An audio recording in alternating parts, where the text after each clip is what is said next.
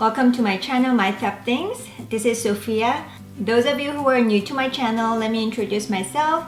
I'm a 40-something years old mom of two daughters.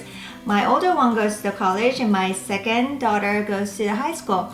And I had a privilege and honor to be in many beauty events recently, and I want to show you what makeups I used to get the glam look I did for those events. Last week I was invited to the PIXI's first flagship store in US, and the Friday I had a Generation Beauty cocktail party. I was sort of dressed up that day. It was very nice to meet many of the YouTubers that I already know. On Saturday and Sunday, there was a Generation Beauty event at downtown LA. This outfit was worn on the first day of the Generation Beauty. Throughout the 4 days, I was wearing the same makeup with just a change of the lipstick. Please subscribe to my channel if you haven't already, and like this video if you liked it. Let me show you the products I used to create the glam look. For the skincare, I've been using Derma E Hydrating line. I've been using these products for a couple of months now, and when my daughter in college, she went back to the school after the winter break, I gave her the day cream and the night cream, so she took it with her.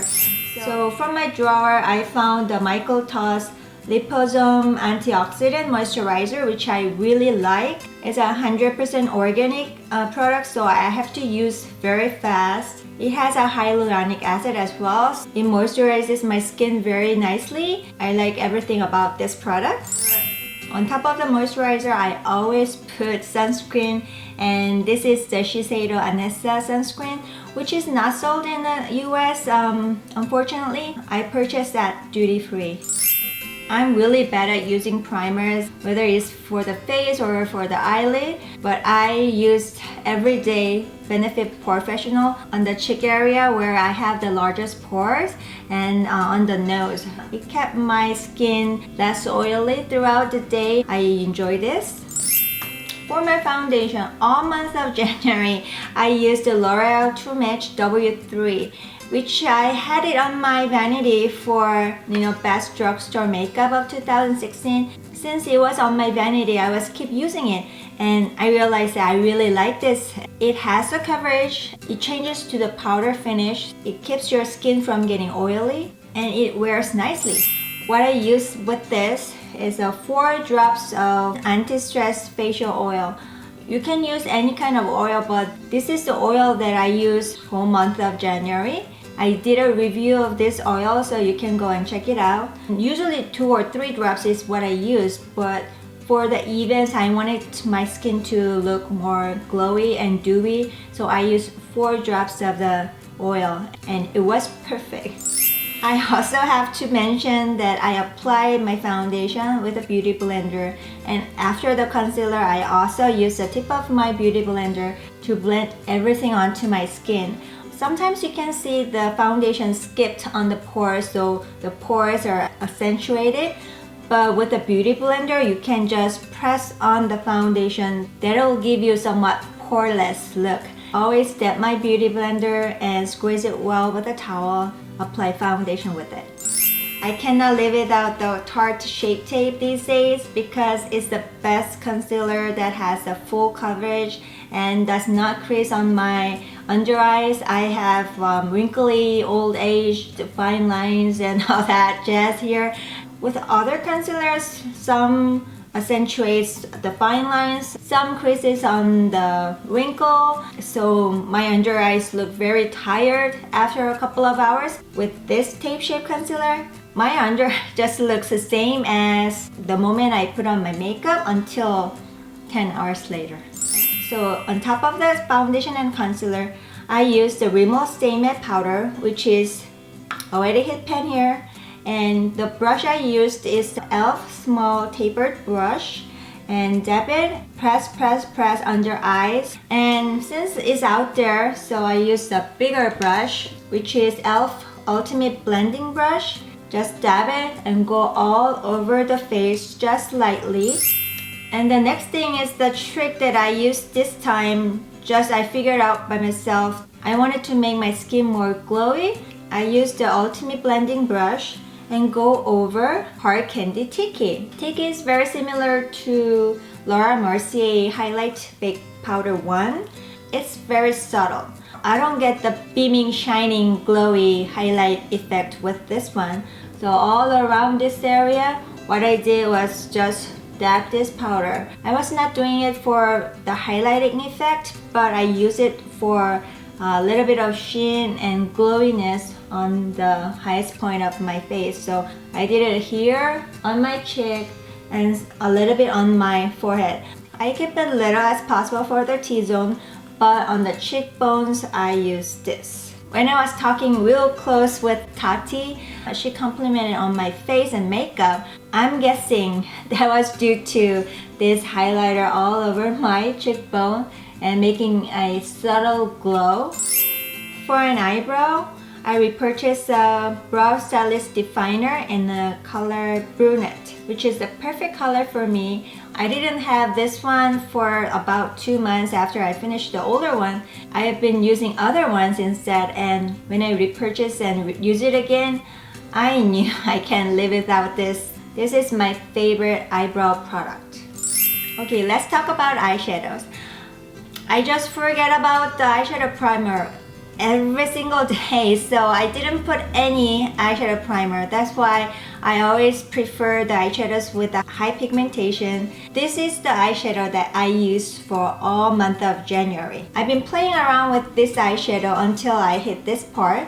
So I've been using all these eyeshadows. They're just so pretty. These metal colors are so great. It just pops up on the eyes. It doesn't ever fall out. It just sticks on my eyelid even without a primer. Probably with the primer, it will pop up even more. I use the suede always into my crease to give a little bit of a crease job to the no crease Asian eyelid. These two eyeshadows were what I used for today. This one in the middle of the eyelid, this to the inner corner and the under eyes. And for the end of the eyelids and to give a little definition on the tail area, I use either this color or this color and this color. Sometimes I deepen my color with the oak, the brown color. Today I use this pinkly purple color, which is called Silk, on the crease area to deepen up a little bit more of the crease. If you didn't get it and if you have a chance to buy it,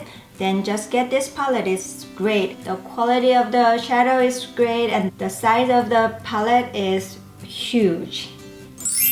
For my eyeliners, I use two things. Kat Von D Tattoo Liner in Trooper, which is black as black, and it has a brush tip, which is very soft. It doesn't skip on my wrinkles. Some eyeliners, especially the felt tip eyeliners, tends to skip on the wrinkles. This is so soft and it doesn't skip. I don't do the black eyeliner to my under waterline, but I do tightline a little bit in the upper eyelashes area because I have a big gap and area that is not covered by my eyeliner because my lashes are very sparse. So I filled up with Marc Jacobs eyeliner in black, and I tried to use this up because this is a gel eyeliner which dries up. I might have to use it quickly or throw it away soon. For my fake eyelashes, I've been loving Dodo lashes, especially D306.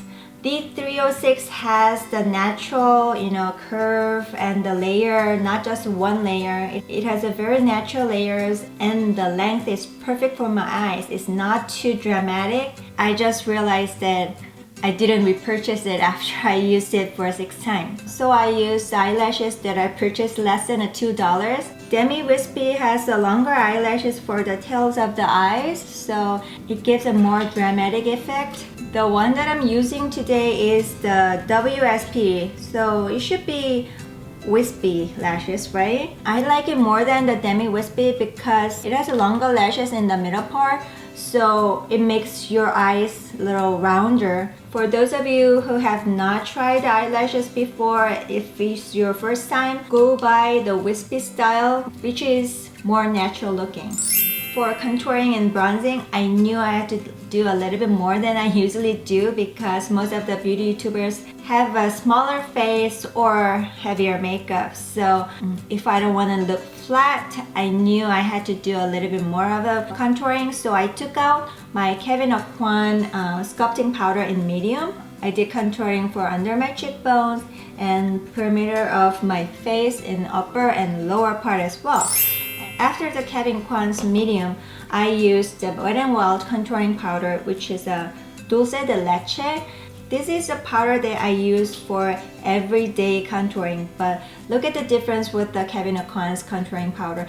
It's more warmer and it's more softer, so I use this one as a bronzer. I use the Sigma large angle contour brush, which is F40, and dab it and go around my perimeter again, and especially up to this point of my cheekbone, which is not my blush, but I wanted to make my cheekbone a little bit darker up to here, so it'll make my face look smaller than it is. So I used it up to this part with the Wet n Wild, the darker color. Well, for the blush, for the PIXI event, I used a very light color because I was wearing a flowery, blouse to match up the image of the PIXI, which I felt it was a nice blouse to wear at that ceremony. Petra was also wearing a very flowery long dress. I was wearing a very light blush, Wet n Wild Mai Tai, probably. It's a very light peach color.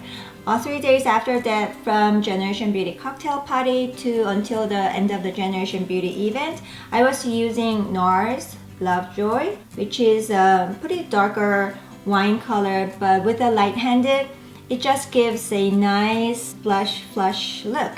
So I used the Real Techniques blush brush. I dab it and just went on lightly.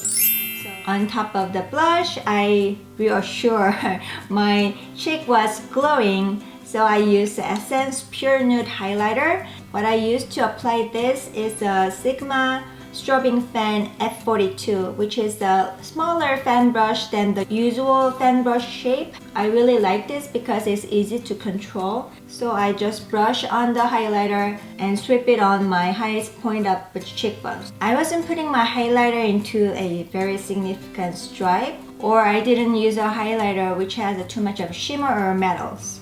I just use a very subtle highlighters which will just give me enough glow, so everybody will think that I have a good skin, which is a mixture of a good skin and makeup technique.